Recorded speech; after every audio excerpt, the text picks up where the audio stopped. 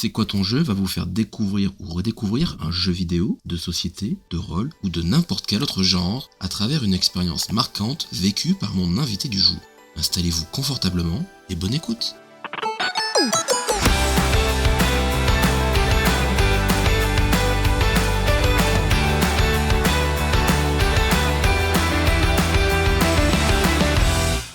Bonjour à toutes et à tous et bienvenue sur C'est quoi ton jeu épisode 6. Déjà le numéro 6. Nous sommes le 10 mai 2022 et j'espère que vous allez bien. Même si, cette année, les jours fériés tombent un dimanche, donc le 1er mai et le 8 mai, c'est pas ça cette année.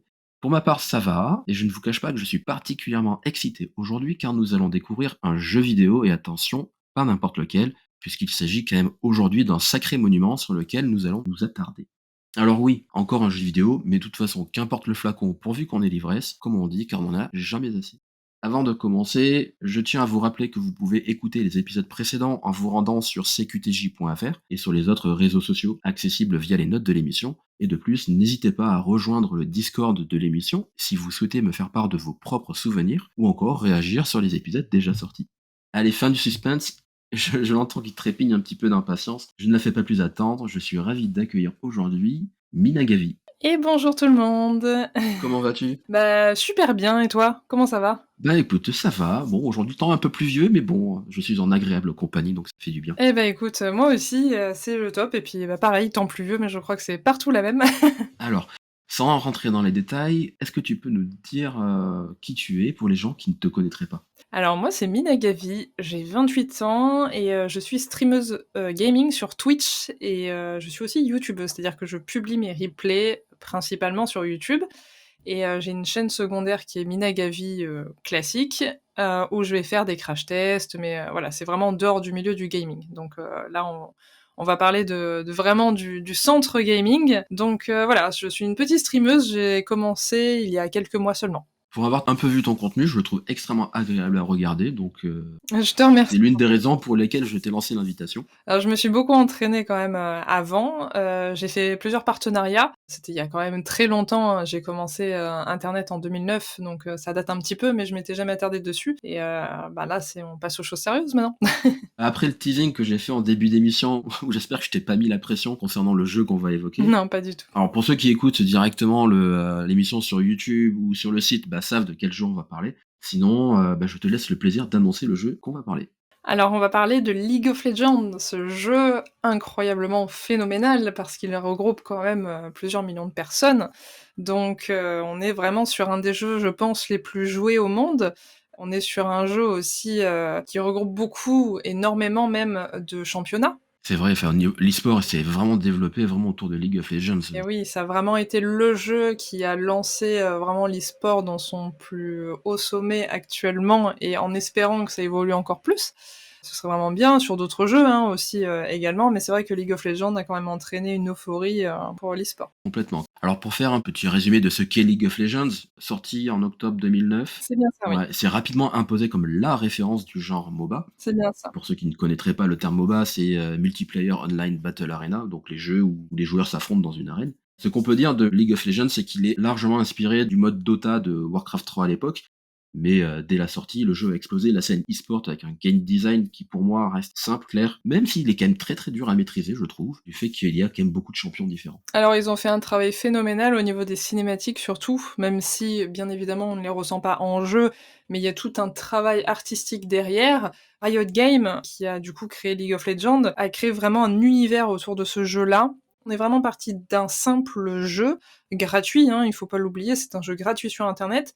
On est passé d'un simple jeu gratuit à tout un univers à côté, avec un groupe de musique, une série Netflix, avec d'autres jeux aussi autour qu'ils ont créés en plus, Ouais, c'est vrai. ne sont pas du coup des MOBA. Ils ont voulu vraiment pouvoir convenir à tout le monde. Et c'est vrai, et pour moi, ils l'ont quand même bien réussi. Oui, c'est très réussi, il y a des sorties de personnages assez fréquentes. Je trouve qu'il y a, une identité dans League of Legends qu'on ne retrouve pas dans tous les jeux. C'est-à-dire qu'à chaque fois qu'ils essayent de sortir un nouveau personnage, ils se renseignent toujours, sur, les demandes qu'il y a à côté, sur, ce que le public a pensé des derniers personnages sortis. Ils essayent vraiment de permettre, je pense, à certaines personnes de s'identifier à un personnage. Tous les jeux ne font pas ça et ça, je trouve ça plutôt cool. Je pense qu'on se retrouve tous un petit peu quelque part dans un des personnages de League of Legends au niveau de sa mentalité, parce qu'il y a toute une histoire aussi qui est créée sur chaque personnage et c'est ça qui est vraiment intéressant. On a vraiment un lore général, mais aussi on a un lore au niveau de chaque personnage et on pourrait en faire des films et des films, des séries, juste incroyables et c'est ce qu'ils ont commencé à faire et je pense que c'est une très bonne idée. Oui et puis, déjà, ne serait-ce que par le panel du public qui est extrêmement large, du fait qu'il y a quand même aussi beaucoup de personnes qui aiment League of Legends par rapport à l'e-sport, dès qu'on veut s'intéresser à l'histoire des personnages, ils ont justement écrit et développé une identité unique pour chacun des, je sais pas, il y a quoi? Il y a 140 champions aujourd'hui si je dis pas de bêtises? Ah, il me Environ. semble, oui, environ. Alors moi, League of Legends, c'est pas un jeu sur lequel je joue énormément. J'ai voulu surfer sur la vague, en 2012, donc ça date un petit peu déjà. Mais j'avais essayé quelques persos et c'est vrai que rapidement je m'étais attaché à un ou 2. Je crois qu'à l'époque c'était Akali ou le mage Leblanc, j'avais vraiment accroché. Il y aurait vraiment des choses et des choses à dire. Moi, j'y joue depuis le tout début, depuis 2009 en fait, je suis sur League of Legends. C'est pas le plus vieux jeu, auquel je joue, hein, je suis, sur World of Warcraft depuis plus de 16 ans, mais League of Legends a une, place aussi au même titre que World of Warcraft a une place, particulière dans mon cœur, parce que déjà ça fait des années que j'y joue et puis parce que ça a vraiment, pris une place dans ma vie personnelle phénoménale. Je ne compte pas les heures de jeu que j'ai derrière moi. Oui, mais de toute façon, bah, les heures de jeu, ça reste quand même du plaisir. On ne joue pas à un jeu pendant plus de 10 ans juste pour passer du temps, quoi. C'est il y a un vrai ressenti derrière Vraiment et une passion, voilà, tout à fait. Je pense que, la plupart des joueurs, des anciens joueurs, comme moi, on est vraiment devenus passionnés par League of Legends, par l'univers surtout. je vais te laisser, bah, nous raconter ta petite anecdote. Pourquoi ce jeu est devenu si important? Et puis après, on discutera un petit peu autour du jeu si tu le veux bien. Il y a pas de souci. Alors, c'est tout simple, mais c'est en même temps très complexe. En 2009, je découvre un jeu qui s'appelle donc League of Legends. À l'époque, je jouais déjà à World of Warcraft et j'avais un petit peu de mal à bifurquer sur un autre jeu vidéo parce que je me disais: «Mince, je vais perdre du temps sur WoW, je vais manquer des choses, je vais prendre du retard» et finalement, je me suis quand même lancée. Je me suis dit: «Allez, ça change du» enfin, c'est un mode de jeu complètement différent parce que World of Warcraft était un MMORPG, donc je tombais vraiment dans un nouvel univers que je ne connaissais pas. Enfin, j'avais joué à Warcraft précédemment, mais c'était quand même quelque chose de différent. Il y a quelque chose qui m'a attirée vers ce jeu-là, c'est l'univers. Parce que dès le départ, ils ont quand même lancé quelque chose d'énorme sur le terrain, avec l'histoire des personnages, et j'ai découvert Ouais, une c'est vrai. personnage qui s'appelait Ashe. Et Ashe, c'est la personnage que l'on retrouve lors de l'essai au début du jeu. Je suis très, très vite tombée sous le charme de cette hache. Pourquoi? Parce que son histoire m'a beaucoup touchée. Je voulais en fait savoir la suite. C'est-à-dire que je me suis retrouvée, dès le départ dans le jeu à vouloir en savoir plus sur les personnages. Et du coup, je n'ai fait que jouer Ash au début. Voilà, comme je pense beaucoup de personnes, on s'arrête vraiment sur un personnage. J'en ai découvert d'autres par la suite. Mais Ash a toujours été et restera toujours, un personnage important à mon cœur et je vais expliquer pourquoi après.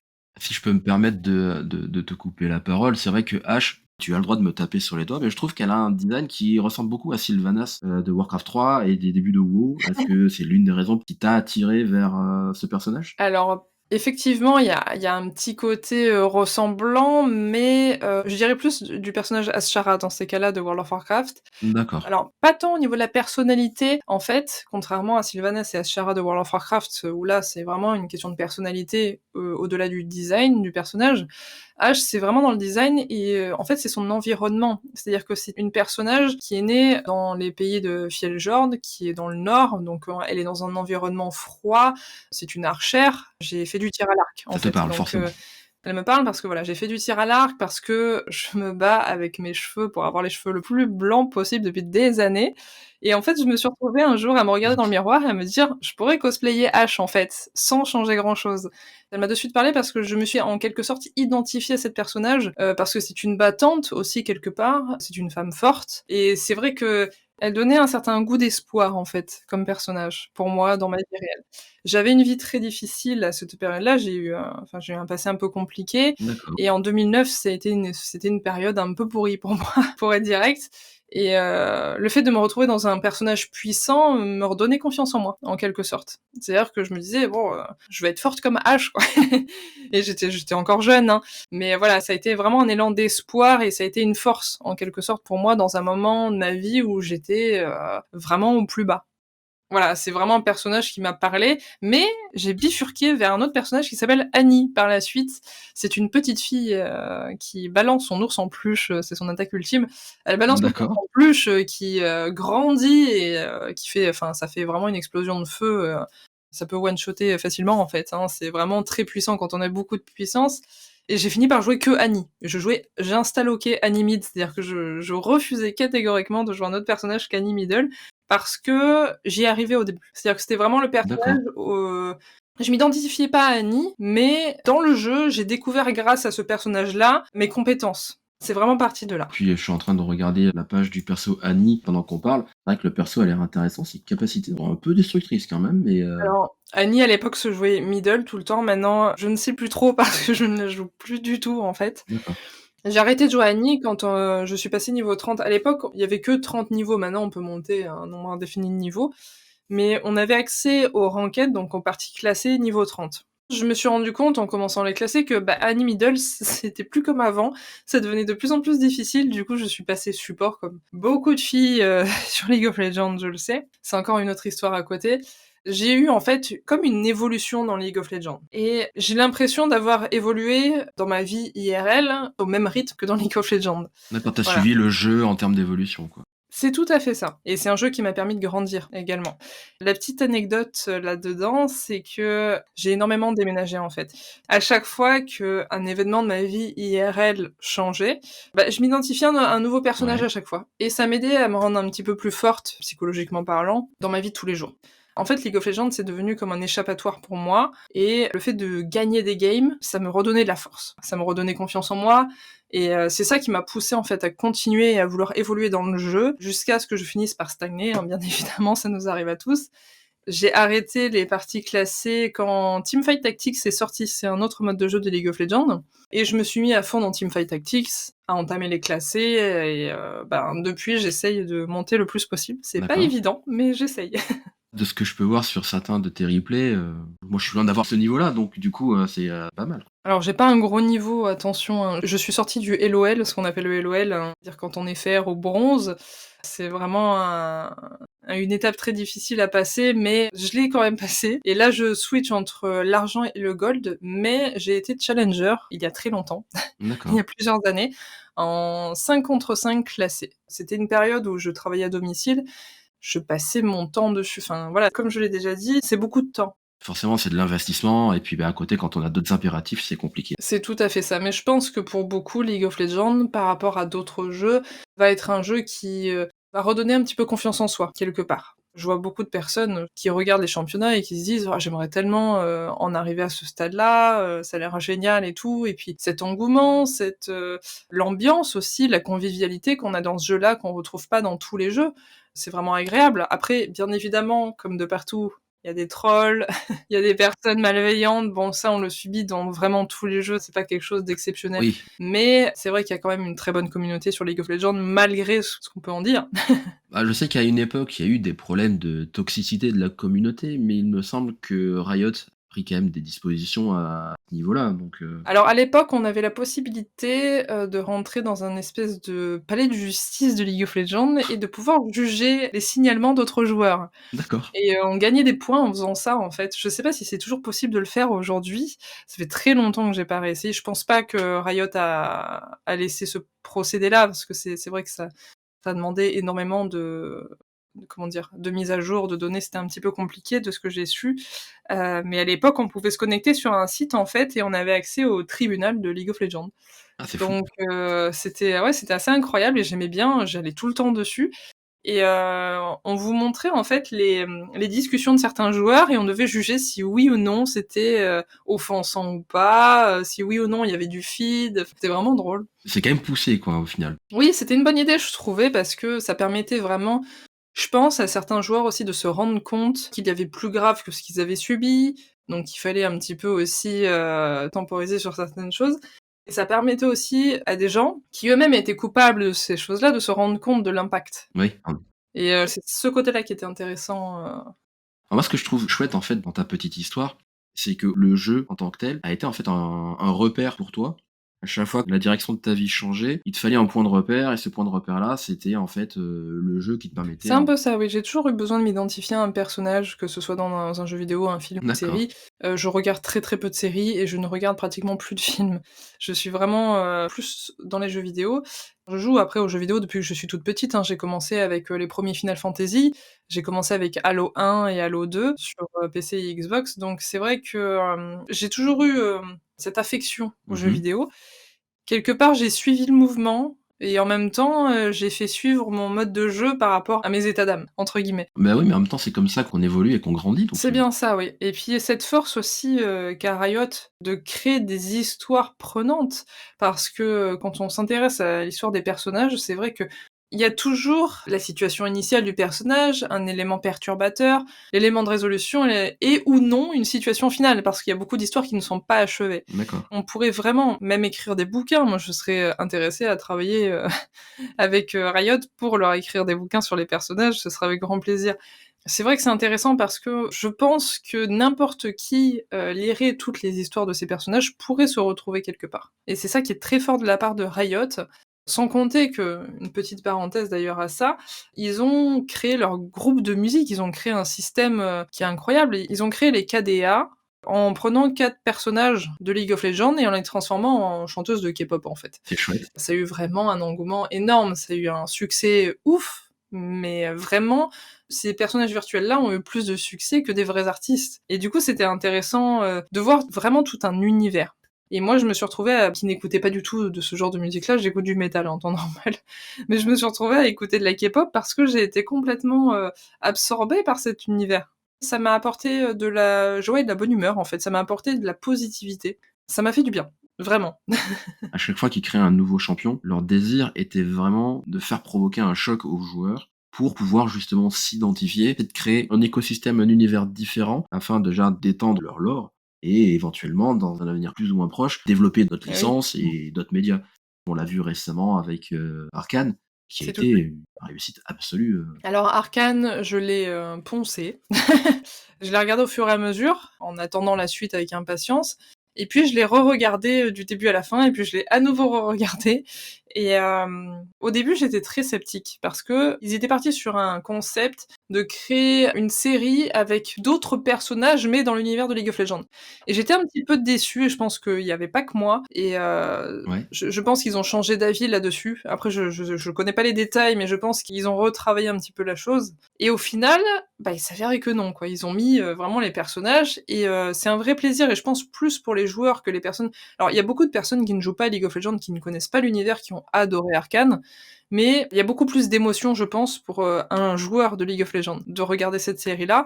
Ne serait-ce qu'avec, le personnage de Jinx, donc Powder, à se dire au début: «C'est elle? C'est pas elle? Non. Si, c'est elle» et en fait, c'est tout le long de la série d'avoir cette sensation un petit peu qu'on avait pour certains dans Game of Thrones, à se dire: «Non, c'est pas possible, non, ça va pas se passer comme ça» ou voilà, c'est beaucoup de suspense et beaucoup d'émotions.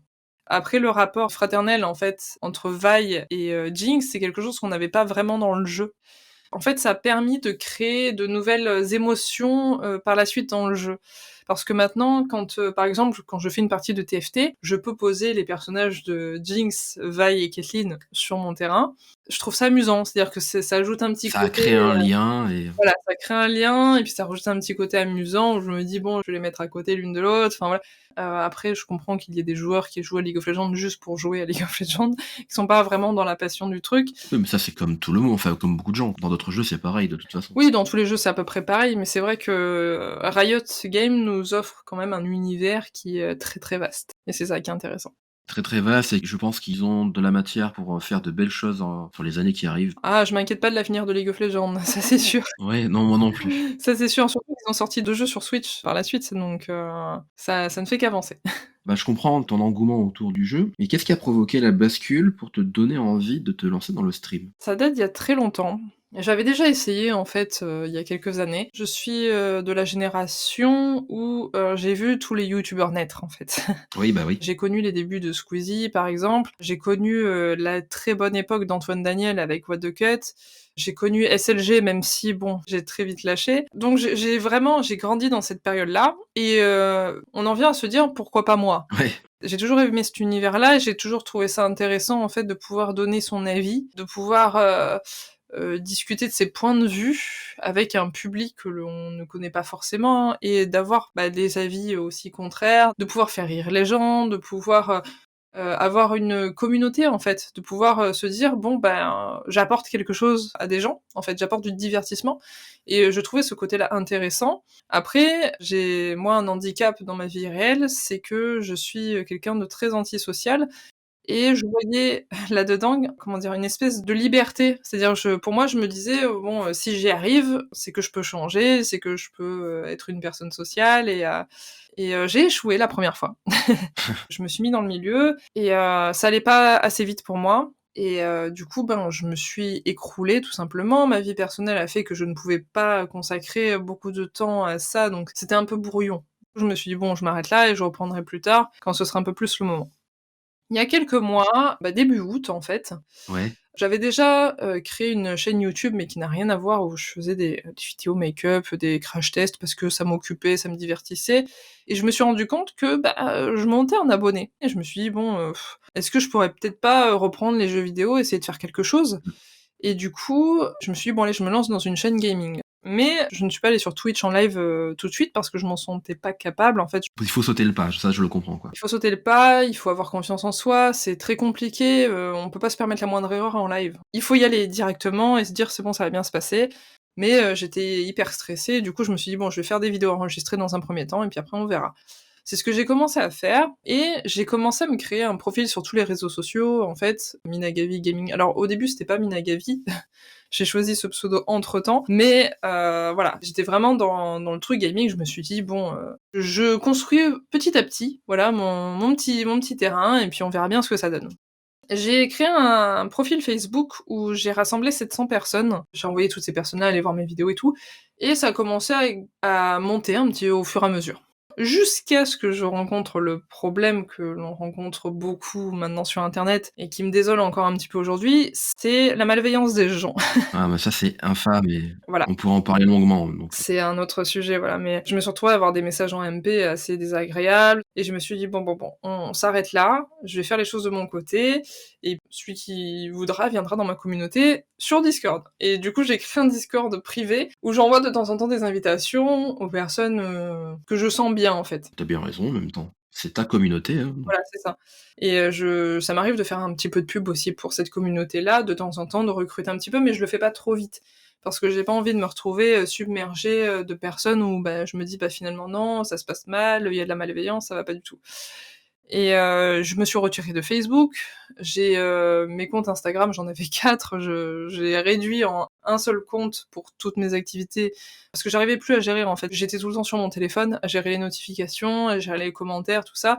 En plus, j'ai un compte TikTok à côté avec 10 500 abonnés, donc c'est quand même beaucoup. c'est pas rien. Ça marche toujours aussi bien, en fait. Je suis toujours dans ce qu'on appelle les pour toi, c'est-à-dire les vidéos qui apparaissent dans les fils d'actualité automatiquement. J'arrive à faire des vidéos qui sont bien référencées, donc c'est plutôt positif. Le problème, c'est que je peux pas vraiment trop me servir de TikTok pour, le gaming parce que c'est pas trop le public que je vais avoir sur TikTok. Donc j'essaie un petit peu de mêler les univers. C'est pour ça que j'ai rassemblé, mes réseaux sociaux. Du coup, je me retrouve avec un Twitter, un Instagram, un compte TikTok et Facebook, j'ai gardé juste mon privé, j'ai complètement arrêté le public. D'accord, bah, de toute façon, si tu le souhaites, bah, on mettra, tes réseaux sur, dans les notes de l'émission, comme ça les gens sauront où te retrouver. Ton histoire était vraiment très chouette. C'est assez touchant de voir que effectivement, les jeux vidéo peuvent servir de repère, quand on est un peu, Un peu perdu. ouais, je voulais pas dire le mot perdu, ça peut être pris pour un terme péjoratif. Non, je pense qu'il faut en parler parce que c'est un sujet malheureusement que, je trouve qui n'est pas assez abordé. En fait, on voit trop les jeux vidéo comme étant quelque chose de mauvais quand on entend les médias et tout ça. Faut vraiment que les gens, s'enlèvent cette image, cette mauvaise image des jeux vidéo. Les jeux vidéo, ça peut aider et il faut pas oublier aussi une chose, c'est que quand on joue aux jeux vidéo, peu importe le jeu, je pense, notre cerveau travaille. Ah oui, Travaille beaucoup. Ça travaille la stratégie, ça travaille la mémoire, ça travaille énormément de choses. Donc je pense que c'est vraiment un univers bénéfique, vraiment très, très bénéfique. Bien évidemment, en faisant attention au jeu. On joue pas à l'âge de 6 ans à un jeu, comme GTA ou ou autre. oui, Il y a des limites, bien évidemment. bien entendu, quoi. Mais pour moi, c'est bénéfique, voilà. Ça a quand même apporté quelque chose et ça m'a permis de prendre confiance en moi aussi et d'arriver un petit peu mieux à parler aux gens, tout simplement. Et c'est ce qui m'a aidé aussi dans les lives, hein, sur Twitch, hein, ça m'a aidé à commencer les streams. C'est cette reprise un petit peu de confiance en moi, quelque part. Et puis comme on dit, c'est en forgeant qu'on devient forgeron. C'est bien Donc ça. il faut s'entraîner, continuer et ça sera toujours de mieux en mieux. Et écoute Minagavi, merci pour ta présence et ta passion. Merci pour ton histoire Je t'en prie, merci à toi. et je te souhaite une très bonne continuation et je te dis à très vite. Bah, merci et puis, bah, bonne continuation également à l'émission et puis, je dis à tous les gens qui nous écoutent, abonnez-vous surtout, c'est important. Vous allez avoir encore beaucoup, beaucoup d'histoires pour pouvoir partager. Merci, merci pour ce soutien. Pour ma part, vous pourrez retrouver les épisodes et les actualités du podcast sur cqtj.fr, sur Instagram cqtj podcast et sur mon Twitter @joels82 JOELSSS 82. Et du coup, vous pourrez également retrouver toutes les notes relatives à League of Legends et à Minagavi dans les notes de l'émission. Quant à nous, on se donne rendez-vous d'ici 2 semaines pour un nouvel épisode. D'ici là, portez-vous bien et jouez bien. Et n'oubliez pas qu'on a tous au moins un jeu qui nous a marqué. Et vous, c'était lequel?